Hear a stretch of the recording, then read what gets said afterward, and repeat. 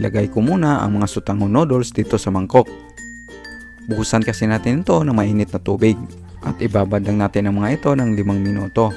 Pagkalipas ng 5 minuto, i-drain agad ang tubig. Ihanda na natin ang iba pang mga sangkap.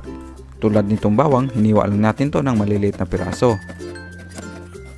Ito namang sibuyas, hiwain lang natin ng paganito.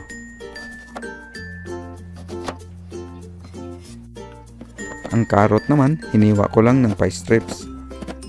Ganon rin dito sa ating bell pepper.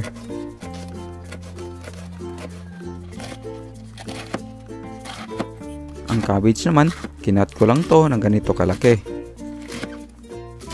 At ang sibuyas dahon, hiwain lang natin ng ganito kaliit. Chicken breast ang main protein sa sutanghon gisado recipe natin.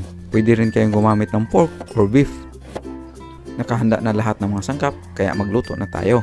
Dito sa kawali, magpainit tayo ng mantika pang gisa. Unahin lang natin igisa itong mga hiniwang bawang. Idagdag na natin dito ang mga hiniwang sibuyas. Magpatuloy lang tayo sa paggisa ng ilang segundo or hanggang malambot na ang mga ito. At ilagay na natin ang mga hiniwang karne ng manok. Haluin lang natin ang mga ito at lagyan ng konting asin to taste. Maglagay rin tayo ng ground black pepper to taste.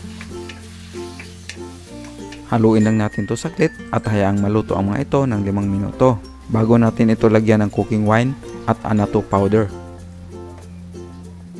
Haluin lang natin to ulit hanggang ang annatto powder ay ma-distribute dito sa ating karne. Buhusan na natin ito ng tubig at lagyan ng chicken broth cube. Takpan lang natin to at pakuluan hanggang maluto na ang mga karne ng manok. Buksan na natin to para ilagay ang mga hiniwang gulay. Unahin na natin ilagay dito ang mga hiniwang karot. Isunod natin ang bell pepper at ang cabbage. Hinalo muna natin to bago natin ilagay ang mga sutanghon noodles. Timplahan natin to ng soy sauce at oyster sauce. Haluin lang natin ang mga ito hanggang ma-distribute ng maayos ang ating mga panimpla. Magpatuloy lang tayo sa pagluto nito hanggang ang sabaw ay manuot na dito sa ating noodles. Dito na natin ilagay ang mga hiniwang sibuyas dahon. Haluin natin ulit ito hanggang mag-combine. Tikman lang at i-adjust ang lasa kung kinakailangan at pwede mo na itong iserve.